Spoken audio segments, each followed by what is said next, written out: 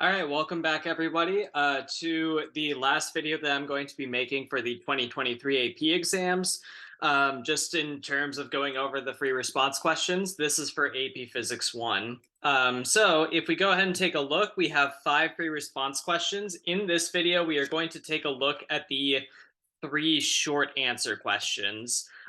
In the next video, we'll go ahead and actually take a look at the 2 longer questions, the experimental design and the qualitative quantitative. Now, I haven't actually looked at these questions, so these are going to be blind solutions to them. Just my best attempt, and we'll kind of see how it goes. So let's go ahead and take a look. All right, so in question number 1, it says that we have a card at rest attached to a spring, and the other end is on the wall. So it looks like figure 2 shows the graph of kinetic versus potential energy. And it says that in figure 2, the x and y intercept are the same, and to justify y using basic physics principles. Well, what this is saying is that the maximum kinetic and potential energies are equal, right? That's what it actually means for the intercepts to be true, according to the graph. So let's write according to the graph. This is because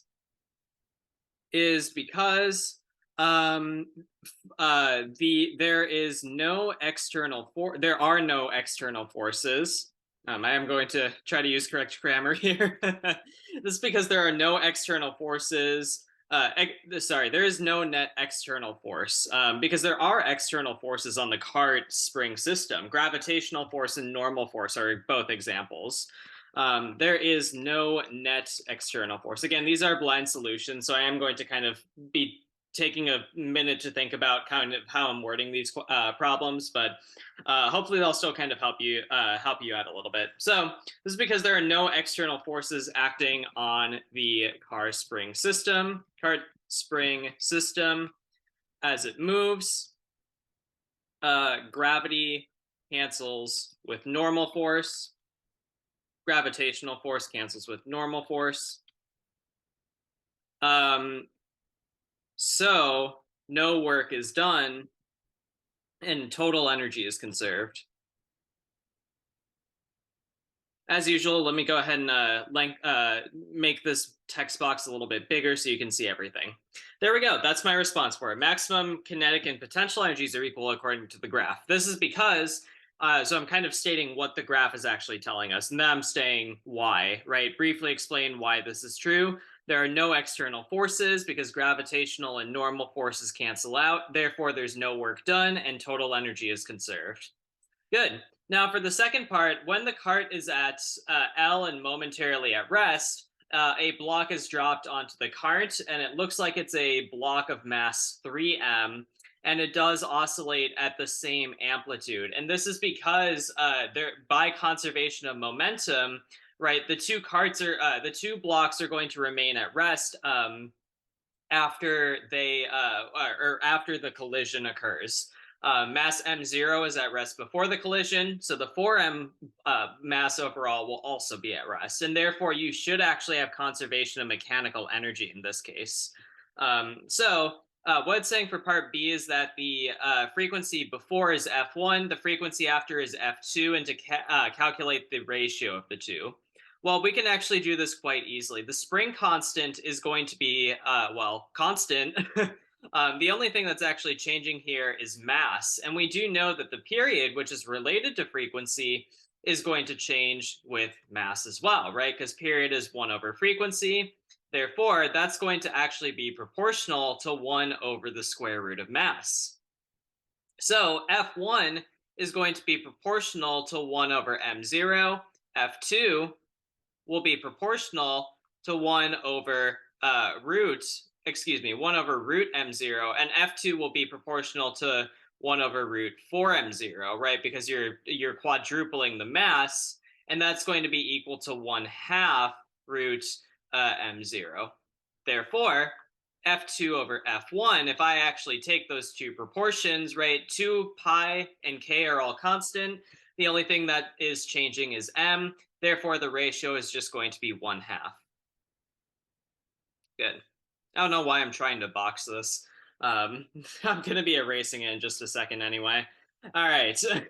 Okay. Go ahead and clear this. All right. The dashed line shows. Okay, so it's still showing us everything. Wait. Let's see. Am I missing something? No, no, sorry. No, this is correct. Okay. I don't know why I was actually missing why did I thought I was missing something. But this is just a continuation of part B. Okay, I see. So yeah, good. It would maybe helped if I had read the question because it says after the block is dropped onto the cart. All right, briefly explain why this graph is identical to the one in uh, figure 2, and I did actually already kind of explain it, right? Before and after the collision, right? Conservation of momentum dictates that the blocks are at rest, because before the collision,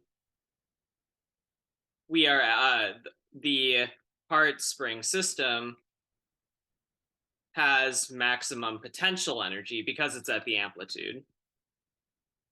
Therefore, no kinetic energy is lost during the collision, or no mechanical energy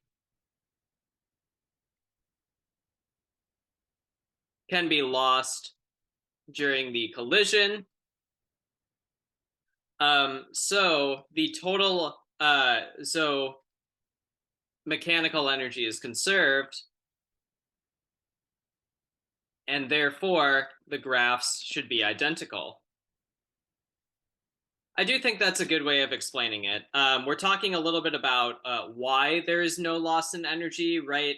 What that actually kind of means, because the type of energy that's typically lost in these collisions is kinetic energy, which is a type of mechanical energy. So I could say no mechanical,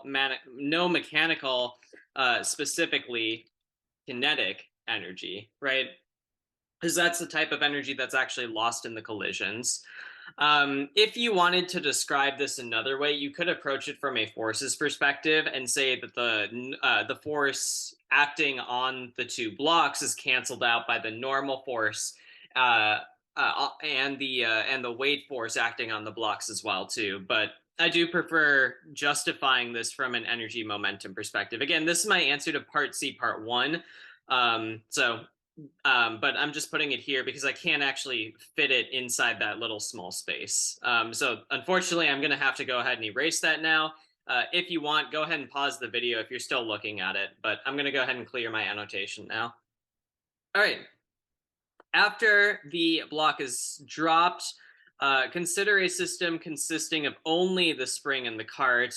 The cart and the spring. Okay, so this is not considering the block itself after the block is dropped onto the cart. All right. Sketch a solid line that shows the kinetic energy. All right. Well, we should expect to have the same energy to start. So this one's going to require a little bit of thought, but we should expect to have the same energy to start. And then when we get to our maximum kinetic energy point, that's going to be our equilibrium. Now, because of conservation of energy, I'm going to go ahead and do some math here. Conservation of energy says that equilibrium, we just have kinetic, so 1/2 mv squared. That has to be equal to 1/2 kx squared at the amplitude, right? Which is where we have maximum potential energy. Therefore, V should be proportional to root k over m times x0.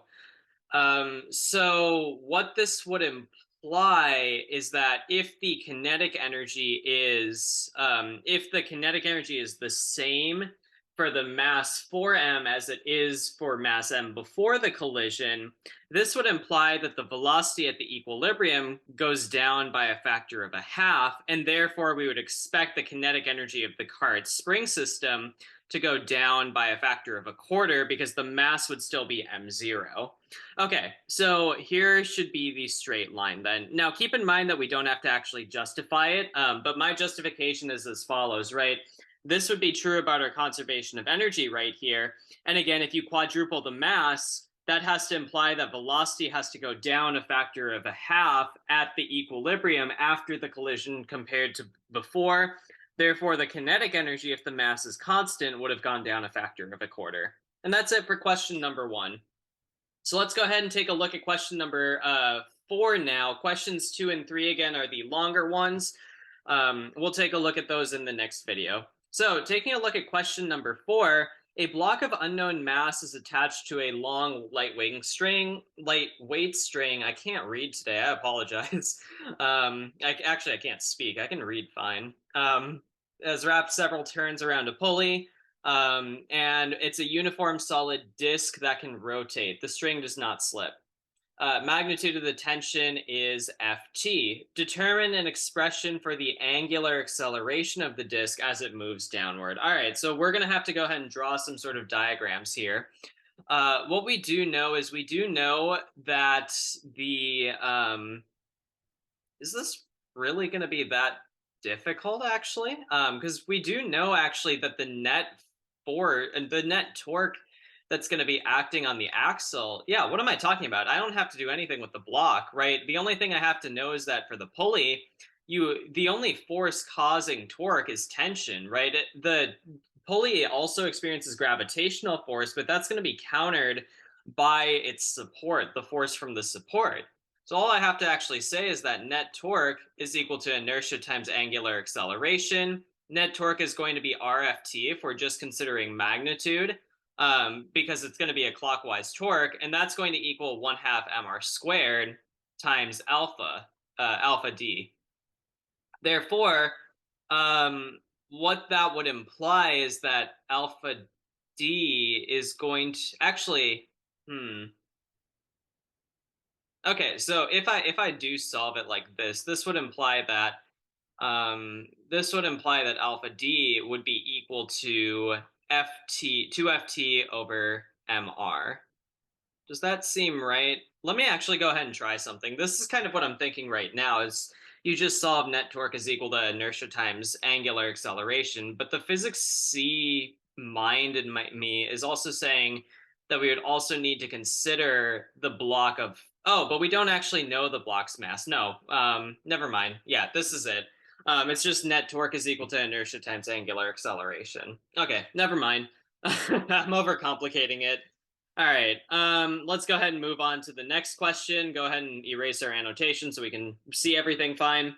Right, scenarios 1 and 2 show different pulleys. Instead of the solid disk in scenario 2, we now have a hoop of same mass and radius, and each has a light wing string. Both have the same force for the same time interval. Both have the... Let's see. So both have the same change in angular momentum, which makes sense because they both experience the same torque for the same amount of time. Oh, okay. Well, there we go. And that's also asking about energy. Okay, so the paragraph length response that we're asked to answer is that why are the angular momenta changes the same, but why does the disk have a greater change in rotational kinetic energy? Okay, not bad. The change in angular momentum for both scenarios is the same because both pulleys experience the same net torque given by the radius multiplied by FA. For the same time. Therefore, both pulleys experience the same angular impulse, therefore have the same change in angular momentum. Apparently I can't type either. I'm making so many typos right now. All right, that's the first part. We're not done yet. We still have to talk about the change in rotational kinetic energy as well. So in terms of thinking about the rotational kinetic energy, what I would probably say is that given this fact that they both have the same change in angular momentum, right? The next sentence would be, however, the hoop has a larger inertia. Therefore, it should experience actually, let me explain why it has a larger inertia. I don't think the question actually says what the inertia of the hoop is. It has a larger inertia because the mass is distributed farther from the axis on average compared to the disk. Therefore, the hoop should experience a smaller change in angular velocity compared to the disk. And in fact, right, it should actually be twice the inertia. Um, so the hoop has a larger inertia twice, and the reason why it should be twice is on average the disk's mass is concentrated at half the radius, right? Because you have some before r over two, some after r over two equal amounts, and then for the hoop, it's all concentrated on the end. So half the change in angular velocity. So the hoop would gain half the rotational kinetic energy that than compared to that of the disk. All right, there we go. Uh, wow, I'm really a little bit. I apologize. I'm a little bit scattered with my thoughts right now, but I do hope that this does make sense. And hopefully you're still kind of understanding what I'm getting at. But there you go. There's my nice paragraph length response. Feel free to pause and read through it one final time, just in the event that my words as I was speaking didn't really make sense. I apologize about that, but there you go. We talked a little bit about inertia, torque, angular velocity, and then connected that all to energy. All right, let's go ahead and move on to question 5, the last short answer question. A rod with a sphere attached to the end is connected to a horizontal mounted axis. Oh no, this question looks kind of interesting. So let's see. It's carefully balanced so that it rests in the position shown, and the center of mass is indicated by the X. Sphere is lightly tapped and you get clockwise rotation. Okay, that makes sense. You get a video of the rod rotating. Sure. Okay, and they're not equally spaced in time. That's fine. All right. Okay, use the frames shown to answer the following questions. In which frame is the angular acceleration the greatest?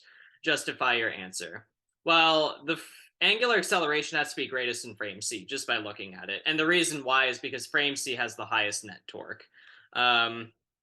So frame C, because gravity causes the highest magnitude of net torque on the system due to it acting on the center of mass and gravitational force, not gravity. Sorry. I do want to use correct terminology here. Typically, gravitational force is more respected as a terminal as vocabulary, due to it acting on the center of mass and being perpendicular to the radial line.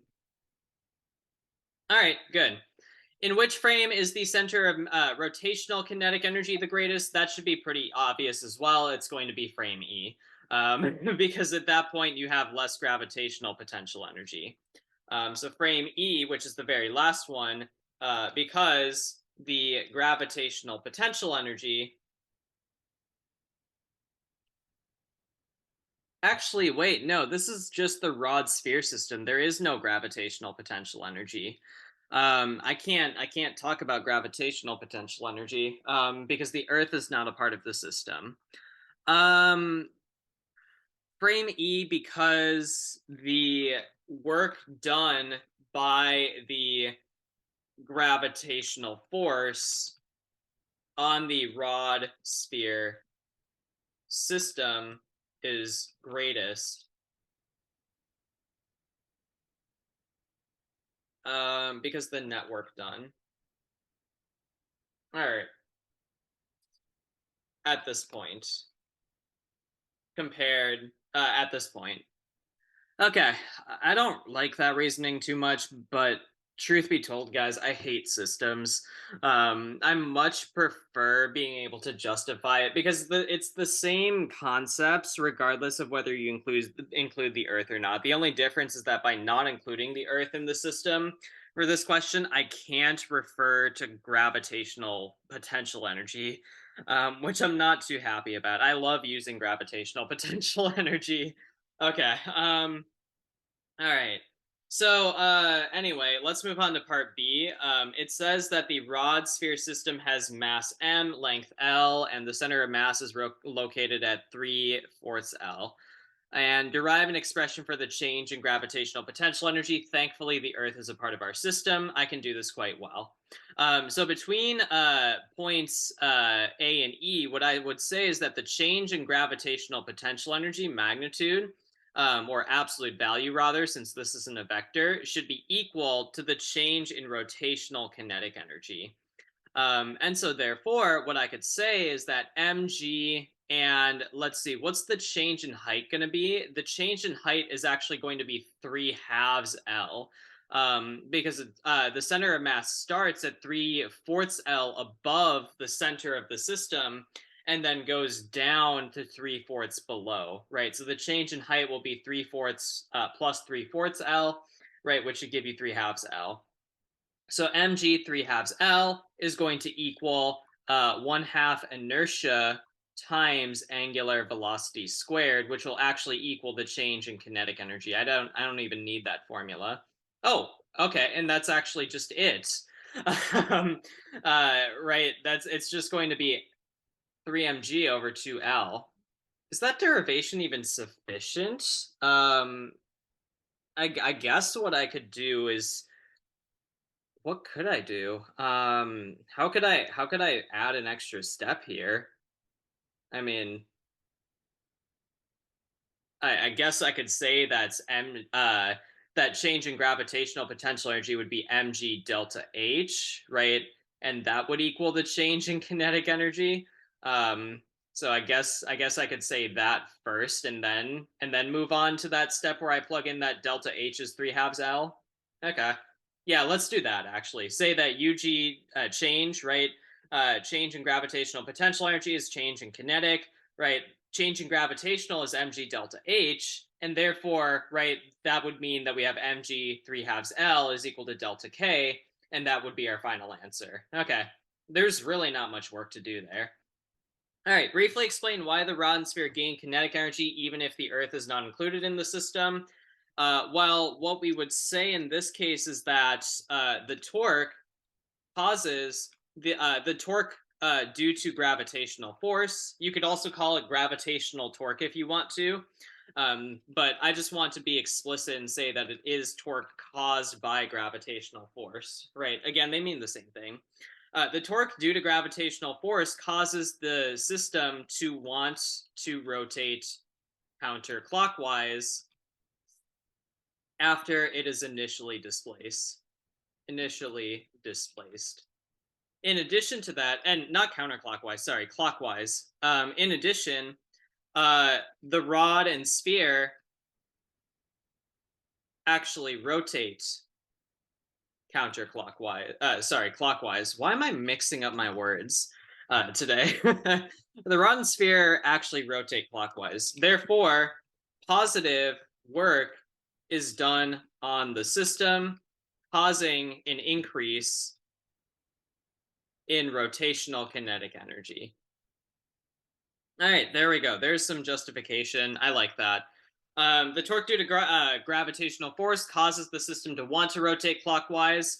In addition, they do actually rotate clockwise. Therefore, positive work is done on the system because torque and angular, much like work with linear kinetic energy or translational kinetic energy, force and displacement in the same direction should be positive work.